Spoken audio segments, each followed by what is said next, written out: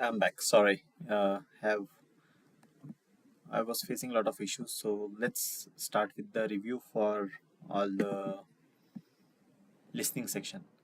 Section one, right? So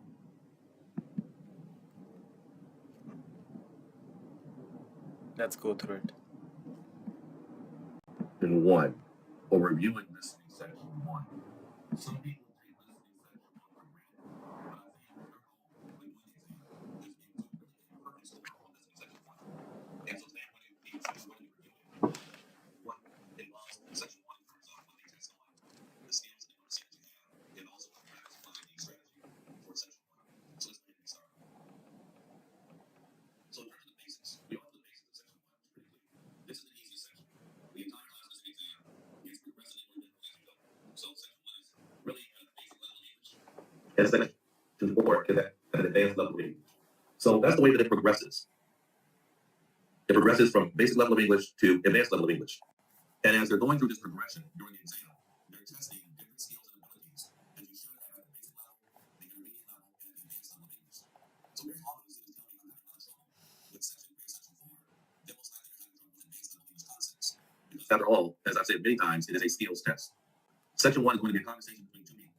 There'll be two people that are in person or two people that are talking on the phone. You're only going to that's it one time. So when you're practicing, make sure you practice that way. Practice with that goal. One time to listen, you must listen and answer simultaneously, which means at the same time. That's very different than, for example, the TOEFL exam.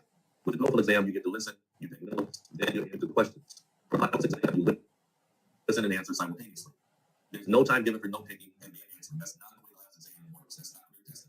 So they progressively move from section to section to section. There's no time for that. Your answer is going to be written in one to three words. Always make good instructions. Always make instructions. Write exactly what you hear and make sure that you spell it correctly.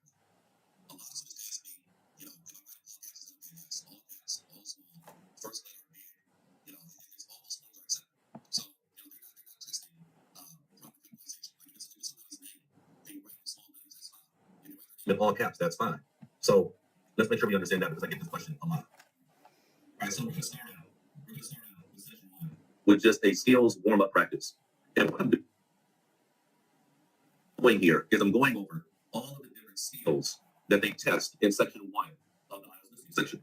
And this is extremely important for you to understand because it's an English test. And if you know the skills that they're testing, then you can improve on those skills. That's how you get better at the exam. Right? If you're testing on paraphrasing synonyms, then you want to improve your score and get better at that skill. So in section one, some of the skills you're looking at are spelling, numbers, dates, measurements, recognizing what's coming. So I'm going to go over skills long practice, just so we can all be familiar with everything that they're testing us on in section one. So of course spelling. Now spelling is tested on every section. Section 1, 2, 3, and 4 is tested on all sections. Okay. And so it's important that you have to be able to spell things exactly correct. If you get one letter wrong, the entire answer is wrong. Okay? If it's supposed to be singular and you write it as plural, then your answer is wrong. The only exception to that is if the grammatical form of the question allows for a singular or plural answer. So the best thing to do is just read exactly what you wrote. Some students want to improve their spelling. You want to keep your spelling list word bank, but the names of these things that be wrong, keep it in your word bank, keep a list of them. Learn your hand sounds, memorize them. So for this one, right, for spelling issues, I have created a video with all the, I think it's 1200 words. So you can refer my video there and listen to it as they pronounce the words and write it down. So it will be a spelling practice. I need to go through all 1200, but that's for practice. You can use it. Phone spelling applications, right? A lot of applications on the phone that can help you with spelling. Create a common list or look at a list of common words.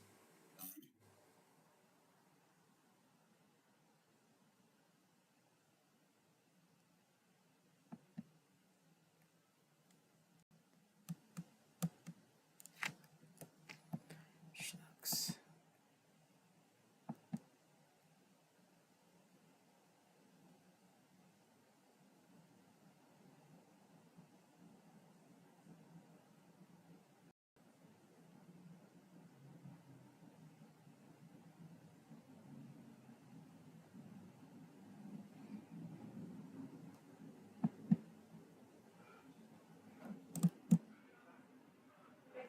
Or writing a task one, right? Spell everything correctly.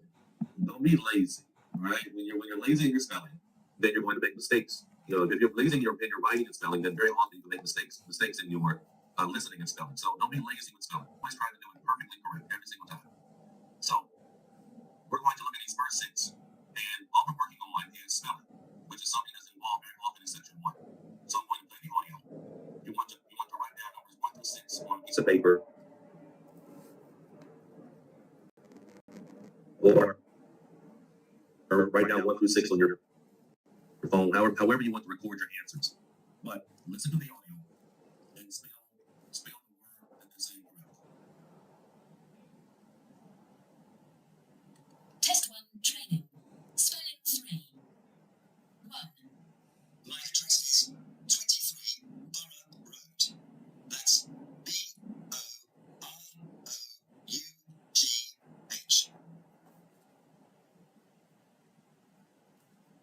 2. Send your application to Jaywick Limited. That's JAY.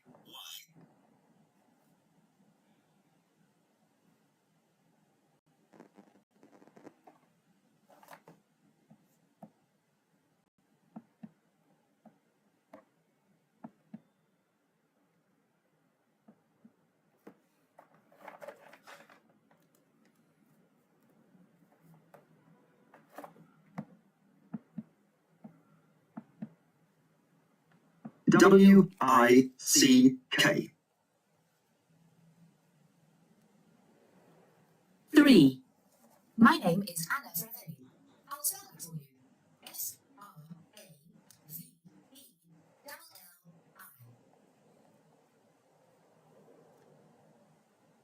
4. We'll meet outside Foreside School. That's QUARRYSIDE. DE.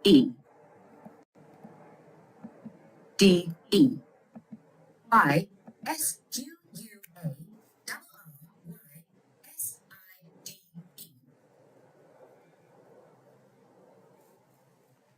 5. You need to get a bus to my village. It's Charlesworth. That's CHARLES. WORTH.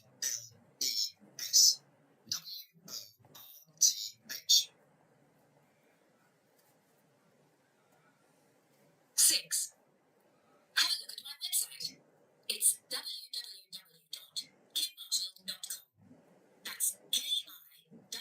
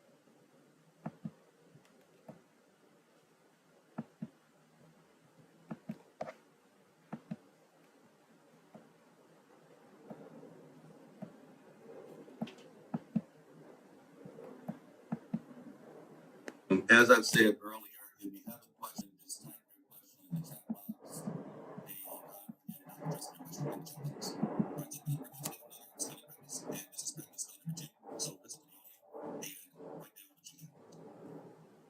Training text 1. Listening part 1. Exercise 2. Text a word. Being spelled out and write down what you hear. 1. So, let me just give you the manager's name. It's Sarah Peterson. That's Peterson. Okay? 2. You can contact me at my email address. I'll spell it out for you. It's YOSHIYUKI, and that's at gmail.com. 3.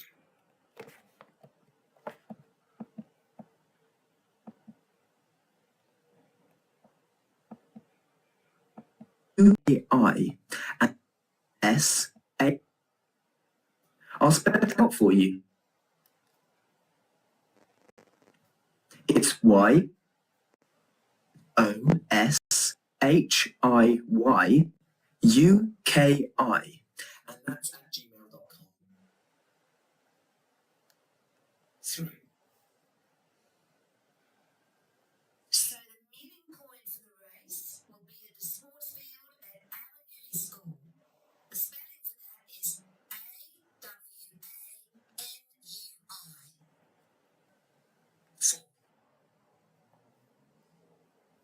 But the hotel I recommend is called the Fairview.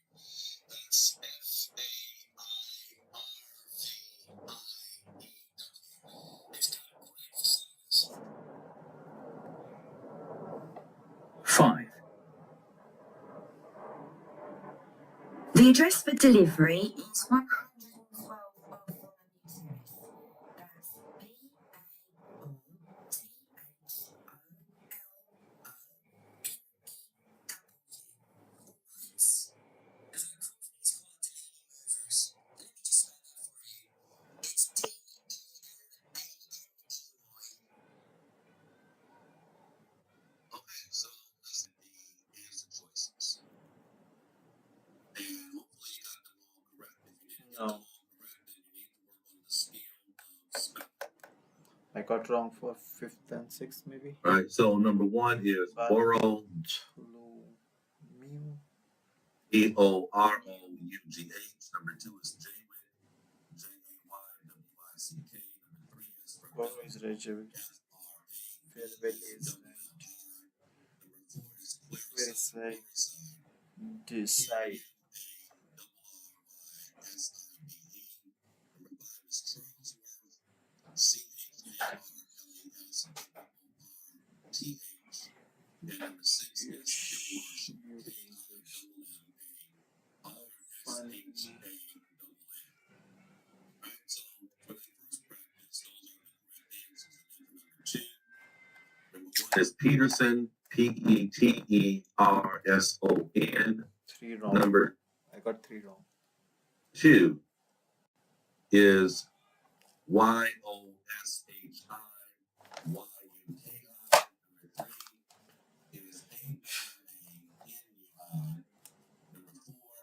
4 is FARVIEW.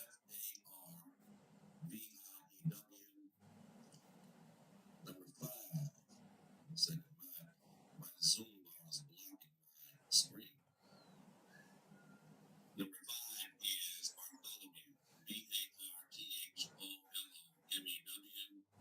And number 6 is Delaney, DELANEY. Okay.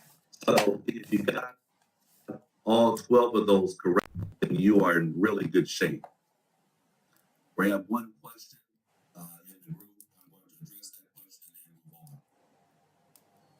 Yeah, somebody said they couldn't hear the last 2 words. I'm not sure why you couldn't hear the last 2 words. Same here. Oh, Okay, so spelling is one skill that you need for section 1. Now let's go ahead and move on to another skill, numbers. In section 1, they ask you about numbers. You don't see this really, you see it maybe in section 2 also, but when you get up to sections 3 and 4, you don't really get into a lot of numbers. Section 1 involves numbers quite often. So in this first practice, listen to the audio and write the number that you hear. okay. ठीक है. Test 1 training. Numbers. 1. I live at 391 King Street. 2. A family ticket is cheaper. It's only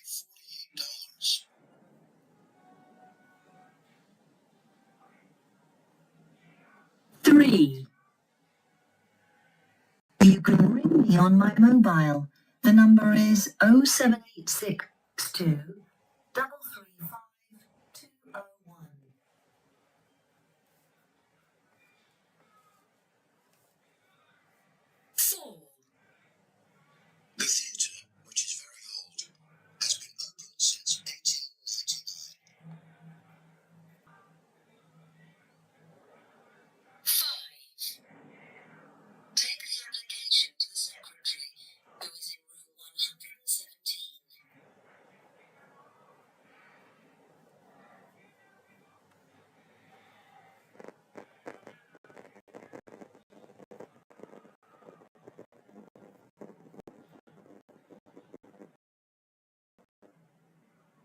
6.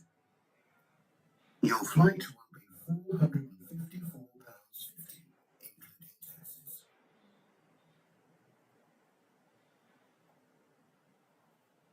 Okay, now let's go ahead and move on to the second practice set. Please listen to the audio and write the number that you hear. Training Test 1. Listening Part 1. Useful language. Numbers. Exercise 3. Listen and write the numbers you hear.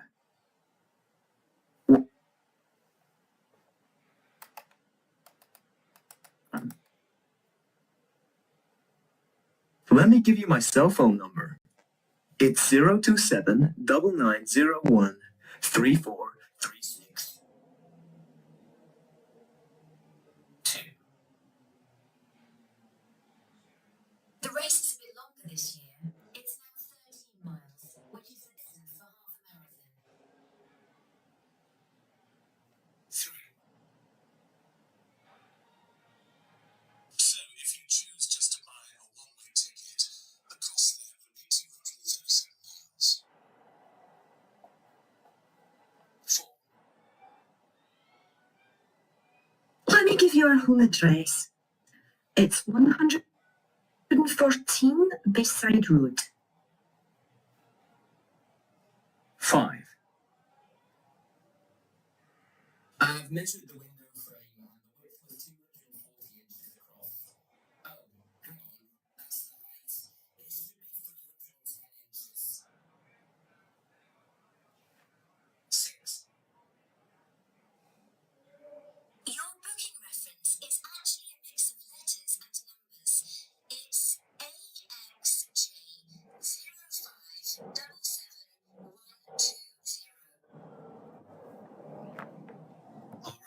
So, one thing that I want you to notice in going through those two practice sets,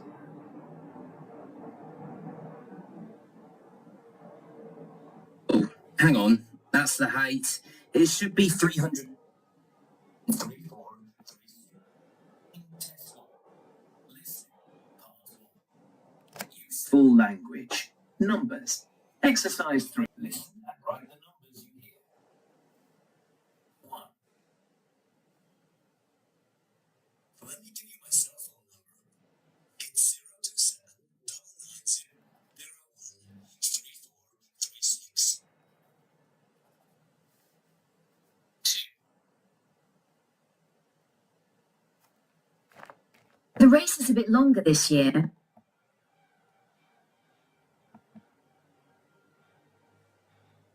Oh, hang on, that's the height. Actually, a mix of letters and numbers. all right, you have to be able to deal with different accents. We're an American English accent, an Irish accent, a British accent. You're different accents. And so that's something also that they're testing on is your ability to handle different English accents. Okay. Right. So if you look here, number 1 is 391. Number 2 is 48. Number 3 is 07 or 07 862 335201. Number 4 is 1899 or 1899. Number 5 is 117 or 117. Number 6 is 4521.50. Number 1 in practice 2, 027 3436. Number 2 is 13 miles. Number 3 is 37 is 237. Number 4 is 114. Number 5 is 310. And 6 is AXJ 0577 Right. So if you're got all of those correct, then you're probably pretty good at writing down numbers.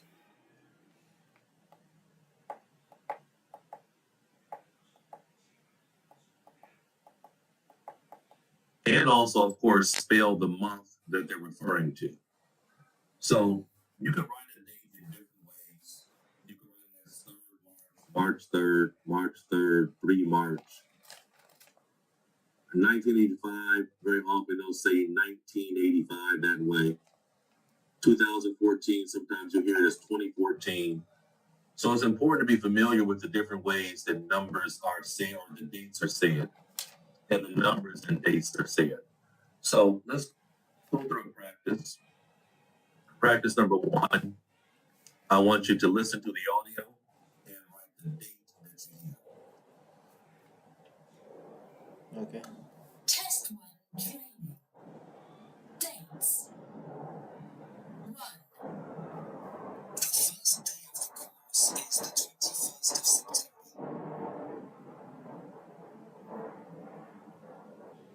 2. I was born on the 1st of February, 1986.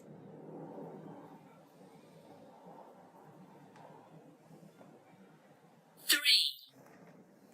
I have an appointment with Dr. Andrews on the 31st of March.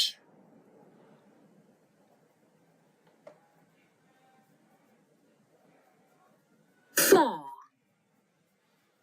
We're getting married in December, on the 14th.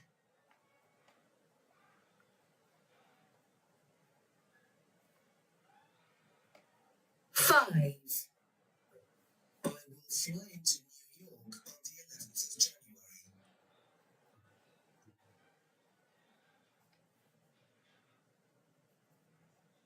6.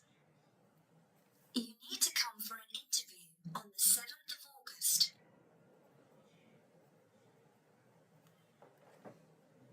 2. Okay, let's move on to practice set 2.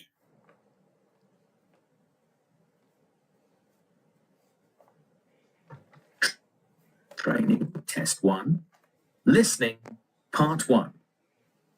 Useful language, times and dates. Exercise 4. Listen and write the times or dates you hear. 1. He'll be arriving on the 3rd of August. 2. So the classes are in the evening from 5:15 until 6:30. 3. And the last time the building was inspected was May 18th in 2018. 4. If you're planning to travel, I'd suggest you go in autumn. The countryside is so beautiful. 5. The course starts on March the 18th and runs until July the 27th. 6. And the date for delivery, let me see, it would have to be on the 8th of February. Okay, so here are the answers for practice set 1 and practice set 2.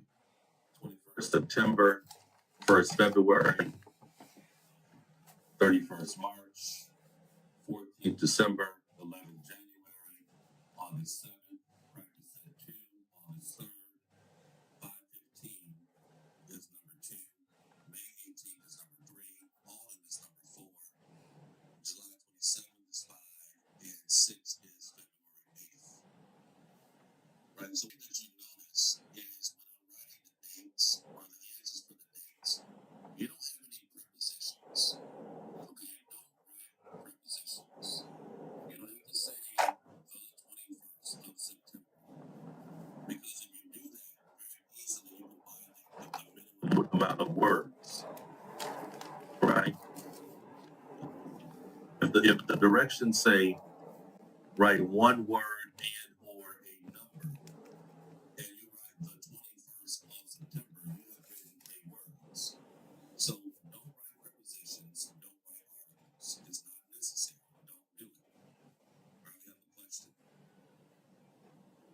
You cannot abbreviate because they are testing spelling. Remember that was the first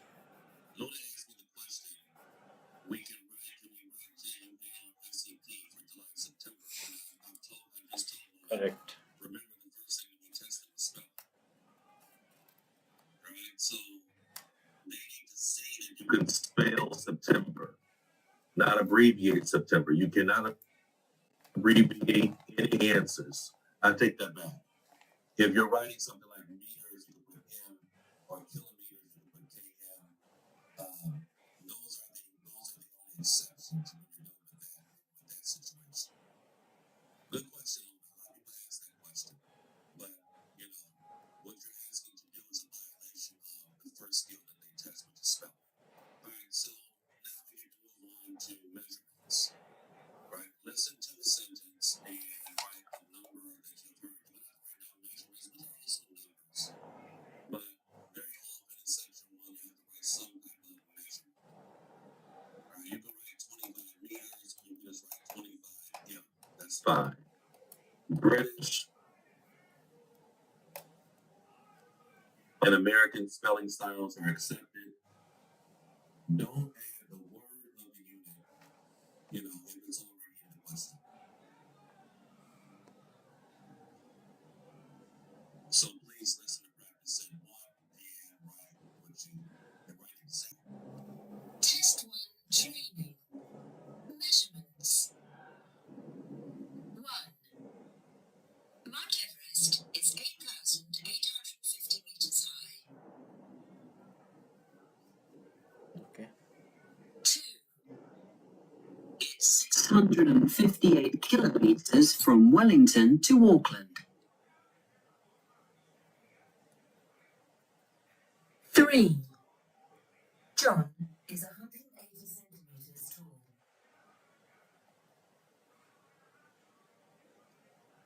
4. Mix the sugar with 150 grams of flour. I weigh 62 kilograms.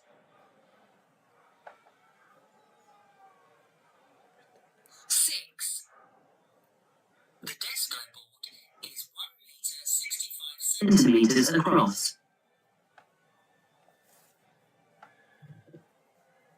Okay, and another skill in terms of measurements or numbers or anything like that is being able to predict. Very often you can look at a question and predict what they're going to be talking about. So like for number 1, so can you tell me how long the curtains are? We're talking about length. Number 2, approximately how tall are the trees now? We're talking about height. What would the charge for that be? We're talking about what? What are we talking about for number 3? What are they asking about for number 3? Currency, cost, right? Number 4, how heavy is the furniture? They're asking about weight. Do you know how far across the screen is? We're talking about distance, right? I'm sorry. Do you know how far across the screen is? It's not distance. What is that? What's number 5? Number 6 is distance, but what is number 5 asking for? No. It's saying width, exactly. It's asking for width. So very often by looking at a question, you should be able to predict what you need to listen for.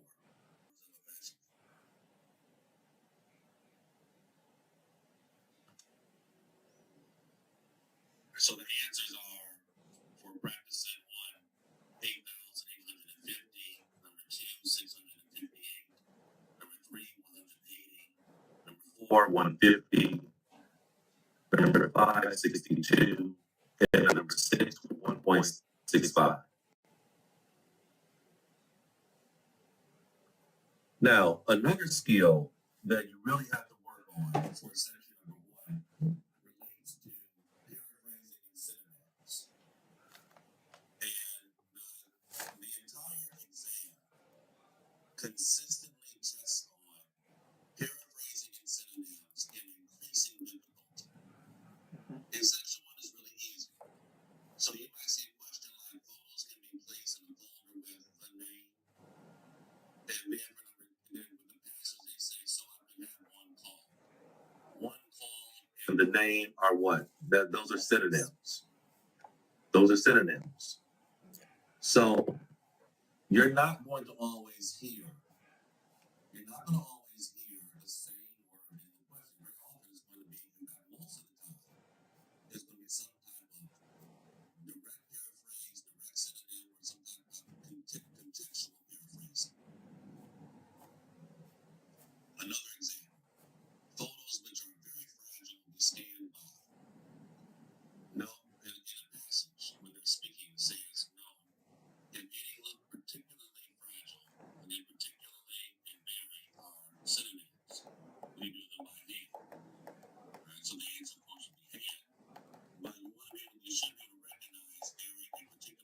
as being synonyms of each other.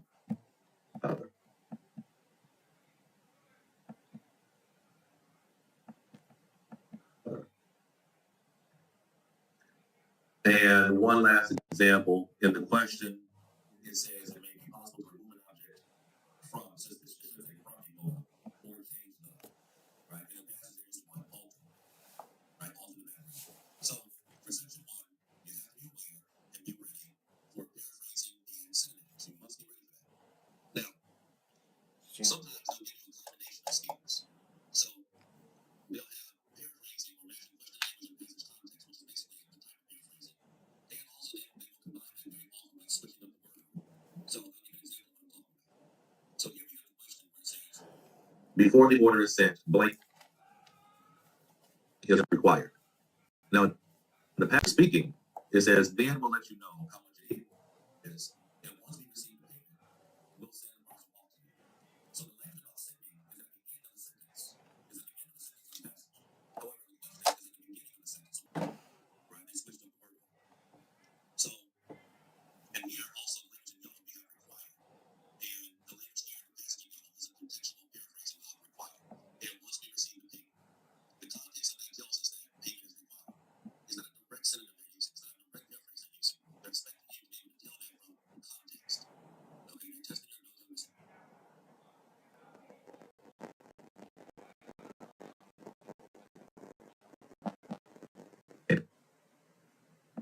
on context.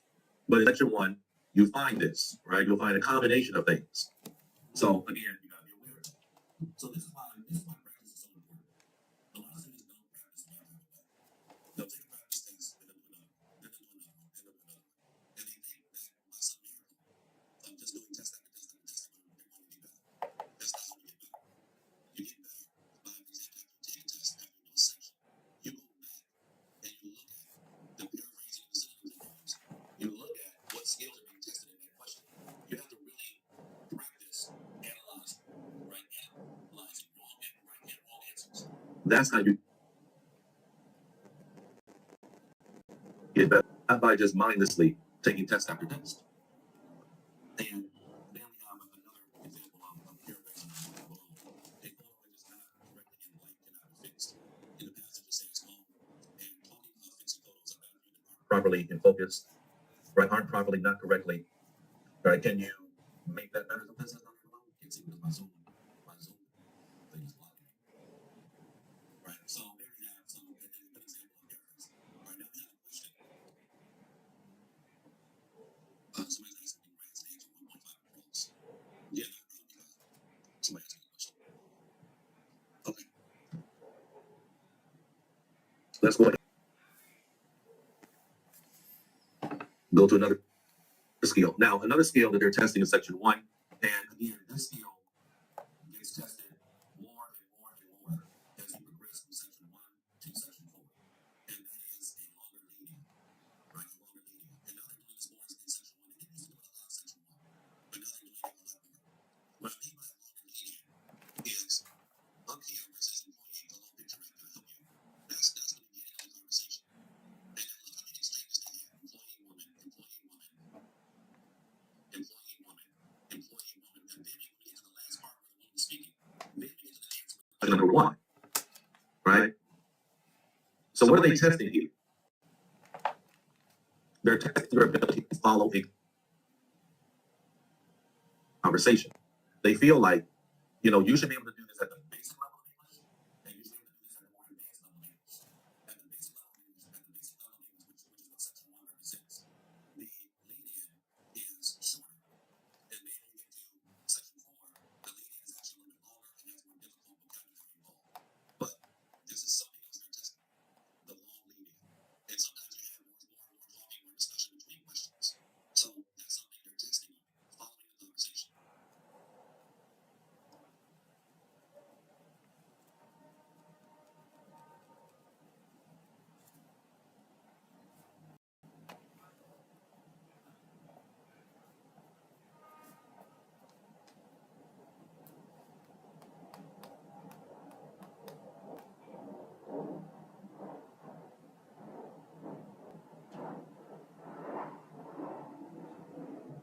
Another skill that they test on is the student's ability to ignore distraction.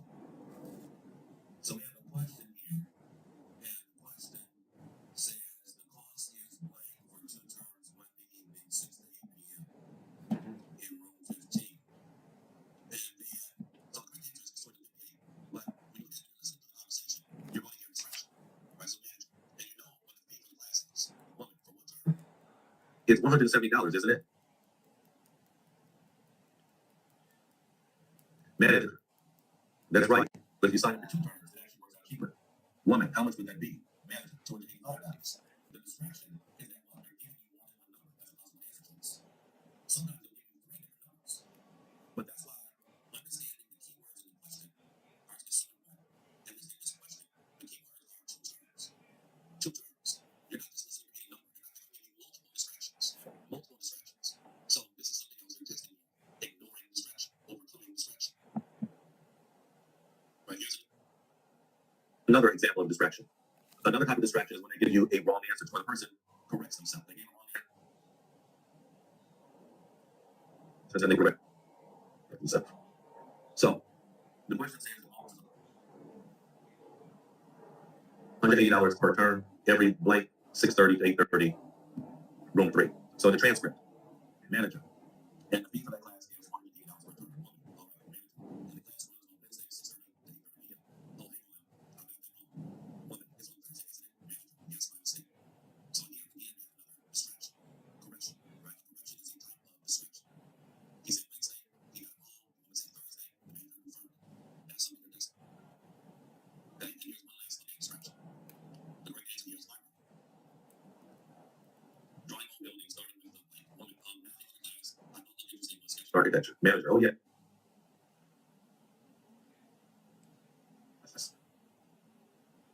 That one, everyone goes down to because it's surrounded by so many beautiful old buildings. Woman, oh right. Oh right. Like the old post office. There's a distraction. Right? A lot of students would do what? They would just write. They would just what? Write down what? Post office. Post office is the answer. What is the keyword in the question? Anybody tell me the keyword in the question? What's the keyword in the question? Because if you know the keyword in the question, then you know what you're listening for. Start. Starting with, exactly. Starting with. So you don't write anything down until you hear a Starting. place, an old building that is connected with language related to Starting. starting with. When they say it on post office, you heard no language related to starting with. So, distraction. Correct. In the next line, it says what? Well, I think you began. There's the language. I think you began by drawing the library. Begin. This is a Alexa, stop. reminder. So it's really important for you to understand that in every section of a listening test, section 1, 2, 3, and 4, they are testing different skills and abilities. Right? Some of the skills and abilities that they're testing in section 4 are different than the skills and abilities they're testing in section 1. You have to get better at your skills if you want to improve on the exam. That's what it's about, is the skills test. So it says to me, Archie, I don't understand. Archie asked me a question. How did you correct it? Yes, we'll be able to. I'm not sure. Archie, what your question is? Archie, are you asking me, do they test these?